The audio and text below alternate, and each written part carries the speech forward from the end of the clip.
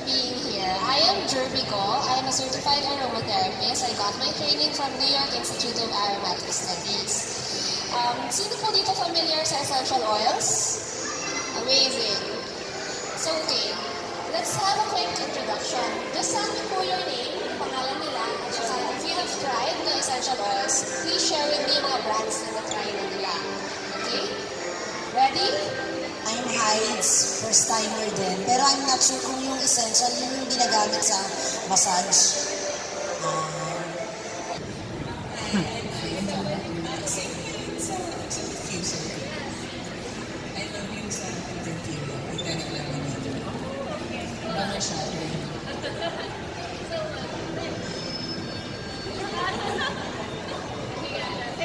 Thank you so much for your introduction. I'm so happy to have a lot of newbies today. This is actually what I do every month. I have workshops across Metro Manila talaga. And I like meeting new people and introducing them to essential oils. What are essential oils? Basically, essential oils are very potent plant substances. Usually, they are derived from plants, from halaman.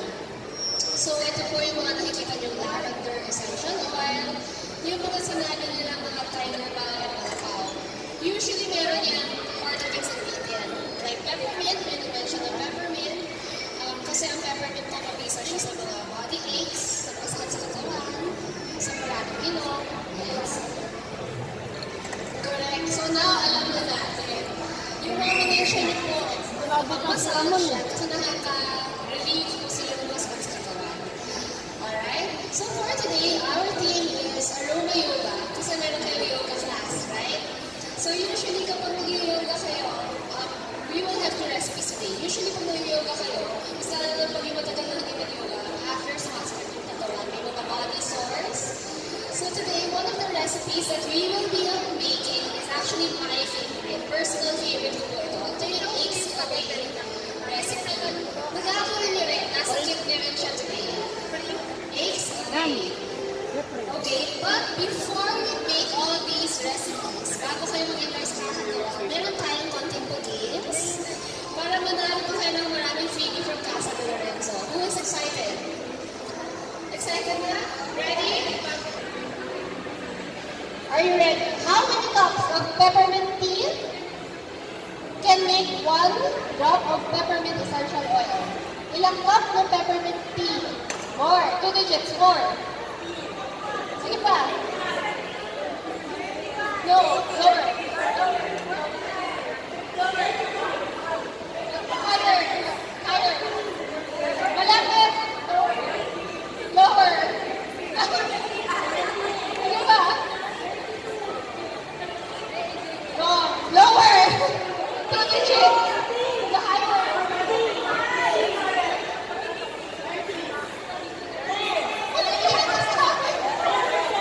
Yes, a little more. A little more. Very good. Ang dami ng pagkot. 28. It takes 28 cups of It takes 28 cups of peppermint tea to make 1 drop of peppermint essential oil. Grabe, diba? Grabe. Okay.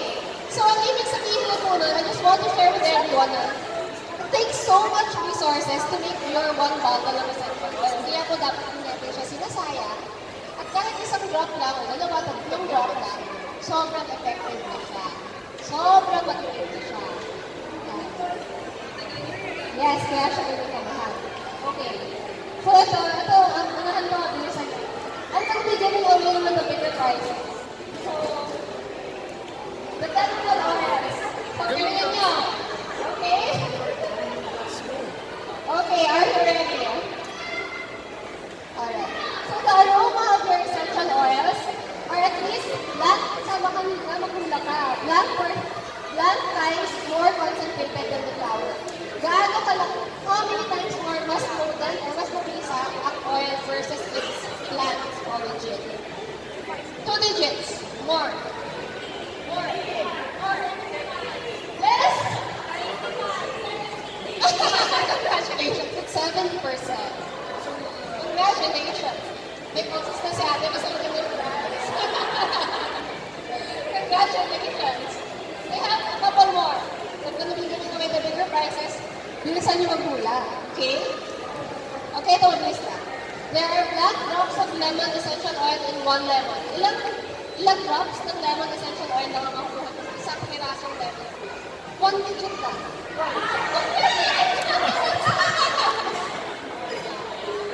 Congratulations!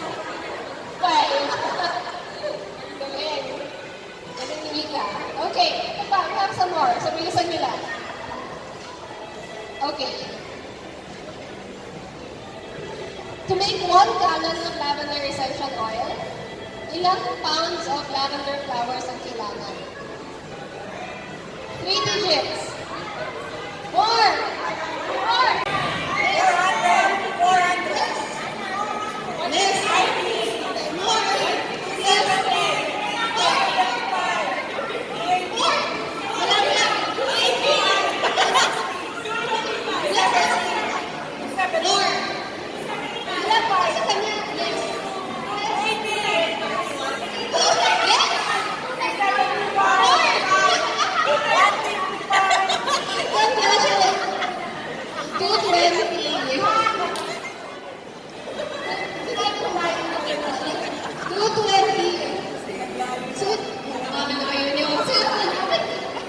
It takes 220 pounds of lavender flowers to make 1 pound of essential oil. Okay.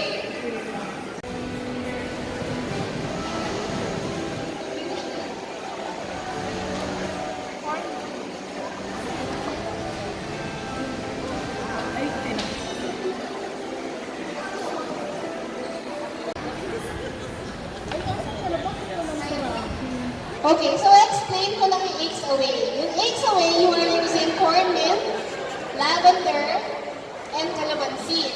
Yung corn mint has high menthol over peppermint. Pwede na naman po peppermint.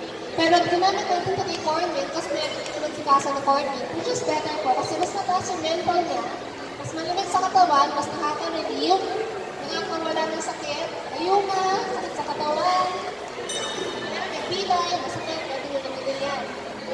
Yung lavender, correct. Yung lavender naman nakaka-relax, nakakatulong siyang pag stress kayo sa buhay, marami kayong aso. Pwede na ilagay kahit ito, mawawala yung sakit ng ulo. Tapos yung calamansi po kasi, it's anti-inflammatory, meaning natatanggal yung mga pamamaga. So itong ginawa natin, kaya ko siya favorite, ito nasa pagkakarap. Kaya ko siya favorite kasi pwede siya sa sakit ng ulo, sa sakit ng likod, tapos sa pilay, kapag natin yan, pwede siya. Marami siyang use. Pwede nyo na siya ilagay sa bag nyo, starting today, share to your home. Kaya ba? Oh, very good. It's easy. Oh, very good.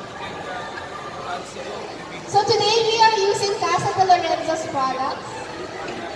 We are using Casa de Lorenzo. It's a local company that produces pure essential oils. Meron pa silang 20% off and 30% off sa mga products nila. Itanong nyo na lang dito. Meron online, but since they're here today, you get to save your shipping fee. Right? Go here, on the table. Yeah. Dito, kulang pa sila ng carrier. So for the carrier oil, I like using sunflower oil kasi po, it's very light on the skin. Hindi siya sticky. Hindi siya malagkit. Tapos, mabilis siya i-absorb ng balat. Kasi alam mo sa atin sa Pilipinas, medyo mainit. Diba, naghahan ng lawis at awis. Ayaw natin yun. So, gusto natin yung oil dapat mabilis ma-absorb. Gentle on the skin. Ang sunflower oil po, meron siya katsipin. Sa SM na yun. Yes. It's actually good for skin kasi it's light, mabilis po siya ma-absorb, at saka wala masyadong amoy. Okay din po. Meron sa kasa grapeseed, okay din si grapeseed. So for beginners, kung bibili kayo ng carrier oil, okay po si grapeseed, si sunflower, at si sweet almond. Yan po yung tatlong oil para sa mga beginners. Kasi yung tatlong oil na yun, yan po yung mga mabilis na absorb ng balat, wala masyadong amoy, Tsaka hindi po siya malapot. Yun po is synthetic oil. That's what we want to stay away of. Ayaw po natin ng mineral oil or Johnson's baby oil.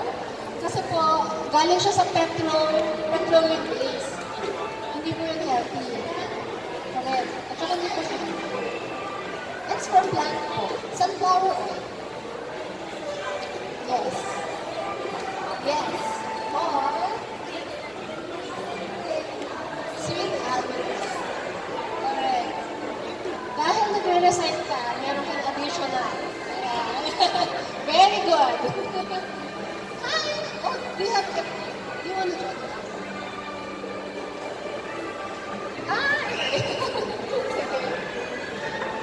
Ay, wow. Alright. Alright, so when you're done with your roller, sino dito nagawa na yung spray? Wow! Galing. Okay. Ay. So yun, buksan lang natin. Inside your spray, that's actually an all-around disinfectant spray.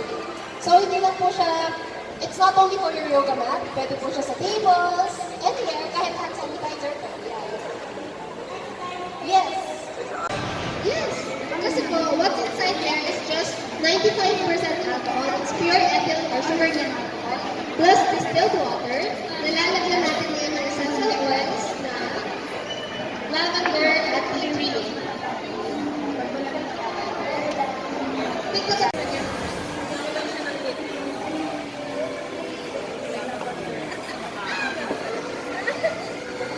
Okay lang. Basta tignan mo. Hindi ka pwede. Here's one. Just put two. Baka tea tree yung nalagay mo. Lavender. Goes na.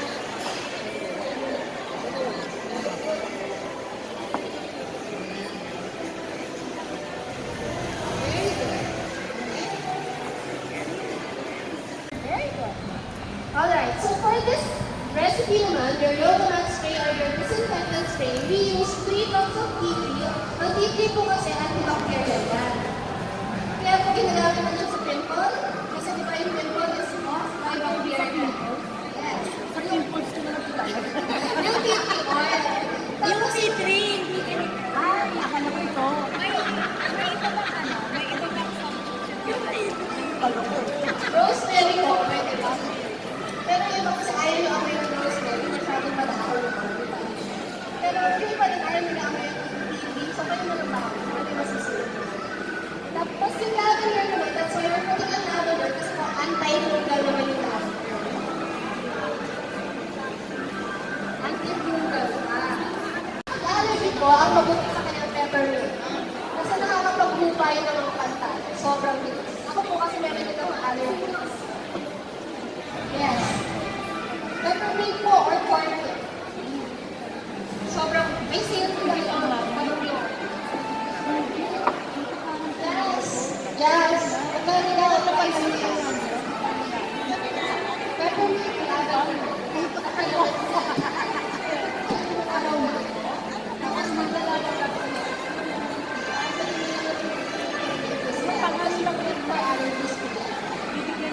Any other questions?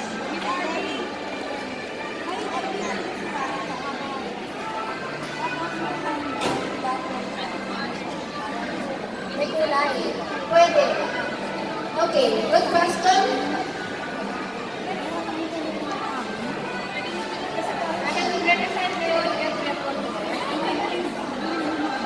Okay, hold on.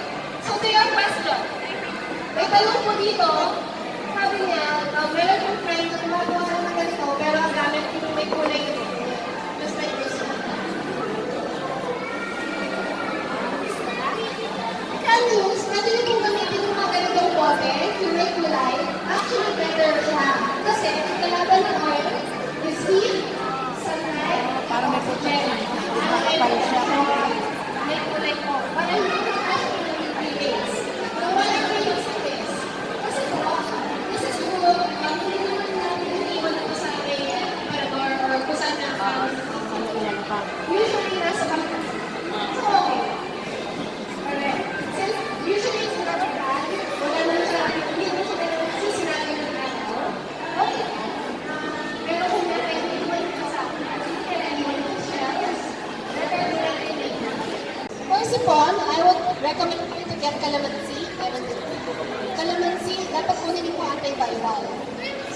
lemon, calamansi, you can put a little lavender para ma-soothe. Tapos kapag yung bata, over 6 years old na, you can use peppermint para mag-decongest.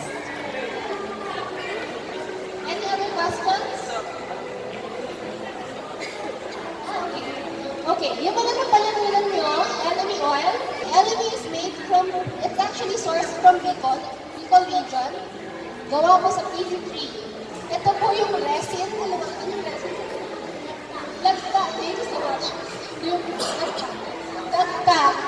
So yung lumalabas na sap, yung lagta sa puno, yung puti, iniipon yan. Yes, yung patigil. Yes. Doon yung extract po yung elemi oil. It's the same sa yung lagta, sa PIXIE tree. Hindi po sa fruit. Hindi po sa fruit. Sa lagta. Yes. Kasi po, si kasi po yung frankincense is the same. Galing din siya sa resin. Galing din sa lagta. Ng frankincense. Not mismo sa fruit or not mismo sa frankincense. So lagta. It's from the resin.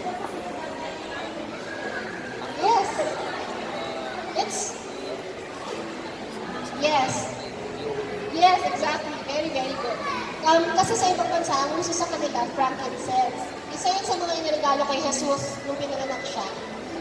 It's very expensive po sa ibang bansa. We are lucky here in the Philippines kasi meron tayong elemi, which is like comparably frankincense. And you can get it super cheaper. Especially with Casa. It's one of their anchor products talaga. Isa yun sa mga they're proud of to have, to carry. Yes, very good. Actually, doon ko nakilala yung Casa dahil sa elemi. And it's really, really very good. So if you have the time to check them out, please don't forget to check out Casa de Lorenzo. Meron po silang tindahan sa Pasig, sa may Siloy Mundo. Alright? So thank you so much for joining. I hope you guys enjoyed. And if you have more questions about essential oils, just shoot me a message on Facebook or on Twitter, on Instagram, and on YouTube. Okay? Thank you!